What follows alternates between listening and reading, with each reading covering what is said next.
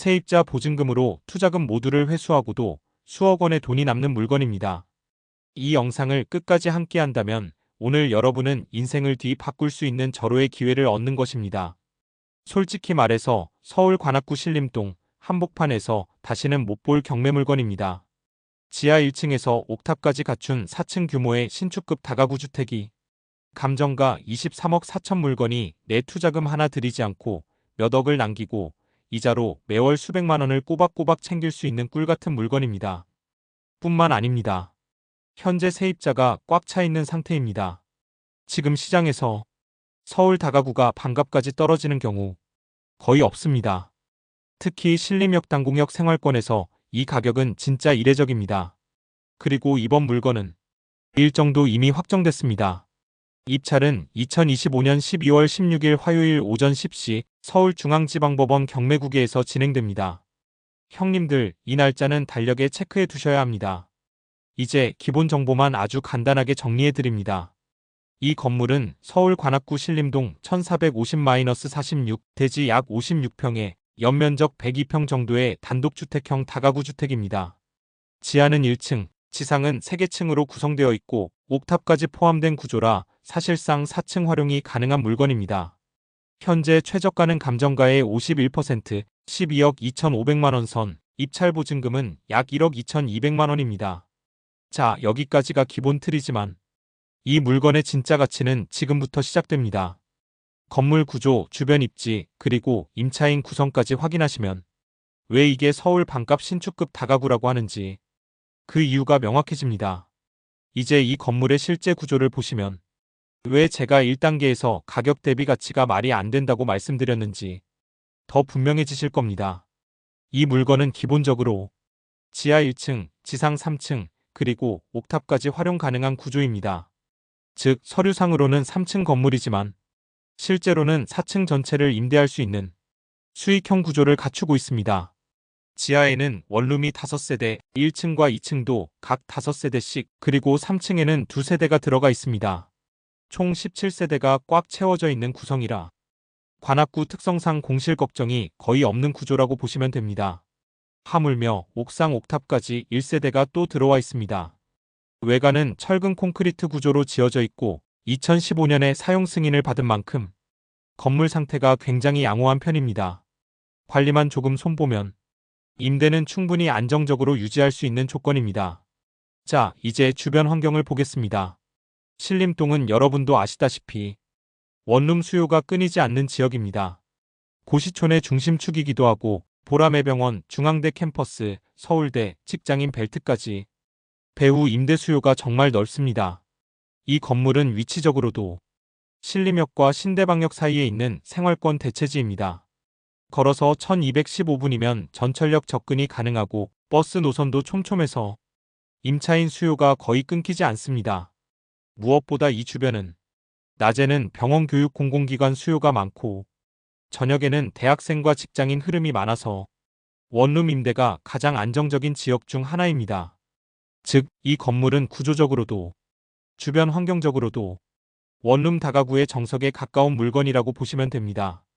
다만 옥탑 부분에 불법 증축이 일부 보이기 때문에 이 부분은 명확하게 체크하고 가야 합니다. 하지만 이 물건의 수익성 세대 수입지를 감안하면 대부분의 투자자분들이 충분히 감내할 수 있는 수준입니다. 이제부터는 이 물건의 핵심, 바로 권리 분석입니다. 결론부터 말씀드리겠습니다. 이 물건은 권리 인수 영원, 그리고 대항력 있는 임차인도 단 한 명도 없습니다. 자, 그 이유를 정확하게 풀어드리겠습니다. 먼저 이 건물의 말소 기준 권리는 2015년 9월 14일에 설정된 우리은행 근저당입니다. 즉, 이 날짜 이전 권리는 말소되지 않지만 이 날짜 이후 권리는 모두 경매로 소멸됩니다. 그런데 중요한 점은 세입자 입장에서는 무척 슬픈 일이지만 이 건물에 전입돼 있는 임차인 17명 전원이 전입일이 모두 근저당보다 뒤라는 사실입니다. 즉, 전입도 늦었고 확정일자는 있어도 대항력이 없습니다. 따라서 임차인들이 배당을 받든 받지 못하든 낙찰자 입장에서 인수해야 할 보증금은 0원입니다. 여기서 많은 분들이 가장 궁금해하는 부분이 바로 이것입니다. 임차인이 이렇게 많으면 명도가 복잡한 것 아닌가? 형님들, 결론은 간단합니다. 임차인 대부분이 배당 요구를 전부 신청한 상태라서 대부분은 배당받고 자진 퇴거하는 구조이며 대항력이 없기 때문에 버티거나 법적으로 맞설 근거가 없습니다. 설명도 부담은 중하 수준, 다른 서울 다가구에 비하면 훨씬 수월한 편에 속합니다. 자, 이제 임차인 전체 보증금을 보겠습니다. 총 보증금은 약 18억 4,600만 원 정도가 잡혀 있습니다. 숫자 자체는 커 보이지만 낙찰자 입장에서는 전액 배당으로 정리되는 금액이고 한 푼도 인수하지 않습니다. 그리고 여기서 더 중요한 포인트는 하나 더 있습니다. 이렇게 임차인이 많은 건물은 반대로 말하면 이미 안정적으로 운영되던 임대형 건물이라는 뜻입니다. 즉 세대마다 빈틈없이 채워졌고 실제 임대 수요가 명확한 지역이라는 확실한 증거입니다. 권리적으로만 보자면 이 물건은 정말 드물게 나오는 완전 무인수 물건, 즉 문제없는 깨끗한 물건입니다. 여러분, 부동산 투자는 권리에서 한번 꼬이면 투자금의 절반이 무너지는 경우도 흔합니다. 그래서 권리 분석이 무조건 첫 번째인데 이 물건은 그 핵심 단계에서 이미 합격입니다. 여러분, 이제부터는 이 물건을 낙찰받았을 때 얼마를 준비해야 하는지, 그리고 그 돈이 어떤 순서로 흘러가는지 아주 정확하게 설명드리겠습니다. 지금 기준이 되는 금액은 현재 최저가인 12억 2,500만 원대입니다. 이 금액을 기준으로 자금 흐름을 살펴보겠습니다. 먼저 지금 현재 상황에서 정부가 내놓은 10.15 대책으로 인해서 정부 발표대로 40% 대출을 하였다고 가정하고 계산하겠습니다. 따라서 이 물건을 낙찰받게 되면 약 4억 9천만 원 정도가 대출로 마련되고 나머지 금액인 7억 3천만 원 정도가 자기 자본으로 들어가게 됩니다. 이제 여기서 많은 분들이 놓치는 부분이 있습니다. 바로 취득세와 각종 부대 비용입니다. 이 부분을 정확히 계산하지 않으면 투자 준비 단계에서 금액이 어긋나는 일이 자주 생깁니다. 다가구 주택은 무주택자든 1주택자든 심지어 다주택자든 모두 똑같이 취득세 1.4%가 적용됩니다. 이 1.4% 안에는 취득세 본세와 지방교육세 그리고 농어촌특별세까지 모두 포함되어 있습니다. 이 금액을 적용하면 약 1,700만 원대의 취득세가 발생합니다. 여기까지는 세금입니다. 그 다음은 부대비용입니다. 등기 절차와 법적 서류 처리를 맡게 되는 법무사 비용 100만 원, 그리고 인지대, 등기신청 수수료, 각종 서류 발급비, 또 대출을 받게 되면 발생하는 근저당 설정 비용까지 합치면 약 160만 원에서 170만 원 정도가 추가로 들어갑니다. 이 모든 비용을 합쳐 실제로 낙찰을 받은 뒤 소유권 이전까지 마무리하는 데 필요한 금액을 정리해보면 자기 자본 약 7억 3천만 원, 취득세 약 1,700만 원, 부대비용 약 160만 170만 원, 총합은 약 7억 5,400만 원가량 필요합니다. 여러분이 이 물건을 취득하는 데 필요한 실제 현금은 대략 7억 5,400만 원 수준이라고 보시면 됩니다. 이것이 바로 이 물건을 소유할 때의 정확한 금융 흐름입니다. 여기까지가 이 건물을 손에 넣기 위한 기본적인 자금 흐름입니다. 그런데 여러분, 여기서 우리가 반드시 짚고 넘어가야 하는 부분이 하나 있습니다. 바로 이자 비용과 기회비용입니다. 이 두 가지를 빼고 자금 흐름을 이야기하면 그 계산은 반쪽짜리가 됩니다. 먼저 대출 이자부터 보겠습니다.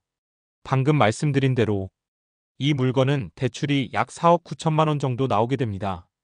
이 금액에 연 4%의 이자를 적용하면 연간 약 1,960만 원, 월로 나누면 약 160만 원 정도가 대출이자로 빠져나가게 됩니다. 즉, 이 물건을 가지고 있는 동안 은행에 매달 160만 원 정도를 지급해야 한다는 뜻입니다. 그리고 여기에 하나가 더 있습니다. 많은 분들이 잘 계산하지 않는 부분. 하지만 투자자라면 절대 빼놓으면 안 되는 부분, 바로 자기 자본의 기회비용입니다. 우리가 이 물건을 낙찰받기 위해 투입해야 하는 자기 돈, 즉 7억 5천만 원. 이 돈이 그냥 공중에서 떨어진 돈은 아닙니다. 만약 이 돈을 다른 곳에 투자했다면 똑같이 연 4%의 수익을 만들 수 있는 자금입니다. 따라서 이 7억 5천만 원이 연 4%의 기회비용을 가진다고 보면 연간 3천만 원 정도, 정확히는 3,020만 원 수준이 기회비용이 발생합니다. 월로 나누면 약 250만 원 정도가 기회비용이 됩니다. 여기까지가 이 물건을 취득했을 때 발생하는 자금 흐름의 전 과정, 즉 대출 이자 기회비용까지 포함한 완전한 금융 흐름입니다. 여러분, 지금부터는 이 건물의 진짜 수익 구조를 숫자로 정확하게 보여드리겠습니다. 2단계가 오늘 분석에서 가장 핵심입니다. 여러분 잠깐만요. 여기 이 물건을 내가 낙찰받고 싶으시거나 경매로 돈을 벌고 싶으신 분이 계시다면 화면 아래 설명란에 있는 실전경매연구소로 연락을 주시면 성심껏 도와드립니다. 멤버십에 가입하시면 혹시 경매 물건을 검색이나 분석을 하시다가 의문이 있으면 실전경매연구소 전화번호를 휴대폰에 입력해 두셨다가 언제든지 전화해서 문의하실 수 있습니다. 그리고 저희들이 이 영상을 제작하기 위해 참 많은 노력을 기울이고 있습니다. 여러분들의 구독과 알림 설정은 저희들에게 큰 힘이 됩니다. 부탁드리겠습니다. 그리고 팁으로 이 물건의 불법 건축 부분에 대해서 자세하게 고정 댓글에 남겨두었으니 댓글을 확인하시고 활용하시면 매우 유용하실 겁니다. 그럼 이어서 진행하겠습니다. 먼저 이 건물에는 세입자가 총 18명 살고 있습니다. 각 세대별로 보증금을 모두 합친 총액이 무려 18억 4,625만 원입니다. 여러분, 바로 이 보증금이 이 건물의 힘입니다. 왜냐하면 이 보증금 하나만으로 대출도 갚고 내 돈도 전부 다시 돌아오는 완전한 무피 구조가 만들어지기 때문입니다. 1. 첫 번째 단계 은행 대출 전액 상환. 여러분이 이 물건을 낙찰받을 때 은행에서 빌리게 되는 대출금은 4억 9천만 원입니다. 그런데요, 세입자 보증금으로 이 4억 9천만 원을 그대로 상환합니다. 그 순간부터 여러분은 매달 은행에 내던 160만 원의 이자를 더 이상 내지 않습니다. 대출 0원, 이자 0원, 금융 부담 0원. 건물이 스스로 대출을 갚아버린 겁니다. 이 두 번째 단계 대출을 갚고도 남는 금액. 보증금에서 대출 4억 9천만 원을 빼고 남는 금액은 13억 5,625만 원입니다. 여기서부터 진짜 게임이 시작됩니다. 3. 세 번째 단계 내 투자금 전액 회수. 여러분이 이 건물을 낙찰받기 위해 앞에서 계산한 자기 투자금은 7억 5,400만 원입니다. 취득세와 법무사 비용까지 모두 포함한 금액입니다. 그런데 보증금에서 남은 13억 5,625만 원에서 이 7억 5,400만 원을 그대로 회수합니다. 그 결과 여러분의 실제 투자금은 0원이 됩니다. 내 돈 100% 회수. 즉시 무자본 구조 완성. 리스크 제로. 여러분, 이 구조가 바로 경매의 무서움입니다. 4. 네 번째 단계 투자금을 회수하고도 남는 금액. 내 투자금을 모두 회수하고 남는 금액이 얼마나 되는지 보겠습니다. 13억 5,625만 원, 7억 5,400만 원, 6억 225만 원. 즉, 투자금을 전부 회수하고도 6억 225만 원이 순수하게 남습니다. 여러분, 이건 추가 수익이 아닙니다. 그냥 남는 돈입니다. 5. 다섯 번째 단계 이 금액을 연 4%로 굴렸을 때 나오는 월 수익. 이제 이 6억 225만 원을 신협, 새마을 금고, 금고권 예금 등 연 4% 예금에 넣는다고 가정하겠습니다. 그러면 이 금액이 만들어내는 수익은 연 이자 2,409만 원, 월 이자 약 200만 7천 원. 즉, 아무 일도 하지 않아도 매달 200만 원이 꼬박꼬박 들어옵니다. 2월 200만 원은 월세도 아니고 보증금 재계약도 아니고 어떤 노동의 대가도 아닙니다. 그냥 이 건물을 낙찰받았기 때문에 여러분에게 따라오는 순수한 금융 현금 흐름입니다. 최종 결론. 여러분, 이 건물은 보증금으로 대출을 전액 갚고 내 돈을 모두 다시 회수하고 그 뒤에 남은 6억 225만 원을 굴려 매달 200만 원의 순수이자 수익을 만들어주는 구조입니다. 이런 구조는 흔치 않습니다. 그리고 여러분, 이게 바로 경매에서 진짜 투자자가 가져가는 구조입니다. 싼 물건을 찾는 것이 아니라 돈의 흐름을 정확하게 계산할 줄 아는 사람이 끝에서 웃습니다. 금융기관에 넣어둔 6억 225만 원은 절대로 꺼내어 사용해서는 안 됩니다. 이 돈은 세입자가 방을 비울 시에 내줘야 하는 뒷돈입니다. 이것을 꺼내어 사용하게 된다면 이 건물은 또 경매에 나올 것이며 또 세입자들에게 큰 고통을 안겨주게 됩니다. 여러분, 이제 정말 마지막 단계이면서도 경매의 꽃이라고 할 수 있는 매각입니다. 끝까지 잘 따라와 주시기 바랍니다. 이 같은 건물을 가지고도 개인과 법인, 어떤 방식이 더 유리한지 매우 실전적으로 비교해 드리겠습니다. 여러분, 오늘은 매각 단계의 진짜 핵심을 보여드리겠습니다. 제가 항상 말씀드립니다. 부동산은 사는 순간 끝이 아니라 파는 순간 진짜 실력이 드러난다. 그래서 오늘은 이 건물을 감정가로 매각했을 때 개인 vs 법인 누가 더 많이 남기는지 숫자로 정확하게 단 1원도 틀리지 않게 보여드리겠습니다. 먼저 여러분이 가장 궁금한 부분입니다. 이 건물의 매각가는 바로 감정가 23억 9,409만 원입니다. 실제로 투입한 취득원가는 12억 5,400만 원. 여기에는 대출, 자기자본, 취득세, 각종 부대 비용이 모두 포함되어 있습니다. 그렇다면 여러분, 이 건물을 지금 매각하면 얼마나 차익이 남을까요? 놀라지 마십시오. 차익은 정확히 11억 4,009만 원. 이미 여기서 한번 놀라게 하고 시작하는 겁니다. 개인 1주택자 3년 보유 계산. 여러분, 여기서 많은 분들이 헷갈리는 부분이 바로 개인이 세금을 얼마나 내느냐입니다. 저는 이걸 현행 세법 기준 공식 그대로 계산해 드립니다. 개인이 3년 보유하면 장기 보유 특별공제는 6%입니다. 양도차익 11억 4,009만 원에서 6% 공제하면 6,840만 5,976원, 여기에 기본공제 250만 원까지 빠집니다. 결국 과세표준은 10억 6,919만 원. 이제 세율 들어갑니다. 최고 세율 45%, 누진공제 659만 4천 원.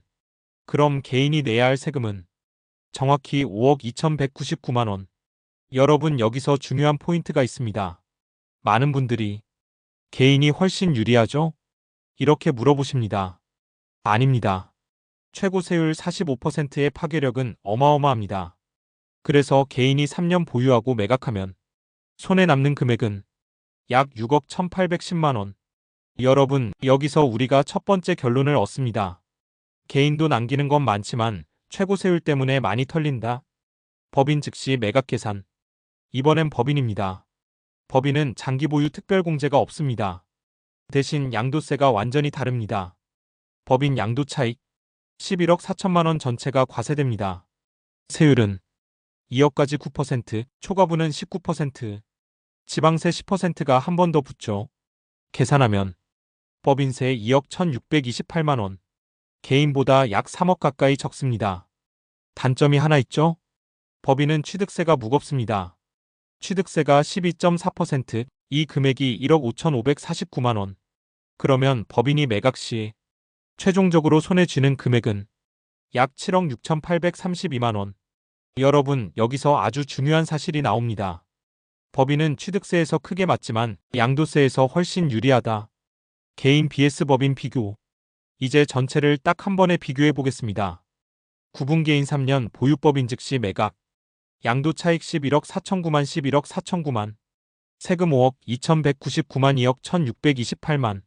취득세 1,700만 1억 5,549만. 최종 손에 남는 돈 6억 1,810만 원 7억 6,832만 원. 여러분, 이 정도 숫자면 이미 답이 나온 겁니다. 여러분, 이번 케이스는 매각가가 높고 양도차익이 크기 때문에 개인은 장특공제가 있어도 최고 세율 45% 때문에 손해가 크고 법인은 취득세는 무겁지만 양도세는 훨씬 유리합니다. 그래서 이번 매각에서는 법인이 개인보다 약 1억 5천만 원 더 남는다. 제가 항상 말씀드립니다. 부동산은 구조로 먹는 겁니다. 누가 하나 더 알고 누가 하나 더 계산하는 사람이 끝에서 결국 웃습니다. 여러분이 지금 이 구조를 이해하시는 순간 그때부터 이미 여러분은 남들과는 다른 투자를 하고 계신 겁니다. 개인은 세금을 덜 내지만 3년을 기다려야 합니다. 반면 법인은 세금을 조금 더 내도 즉시 매각이 가능합니다. 이 차이가 결국 자본의 속도를 만들어냅니다.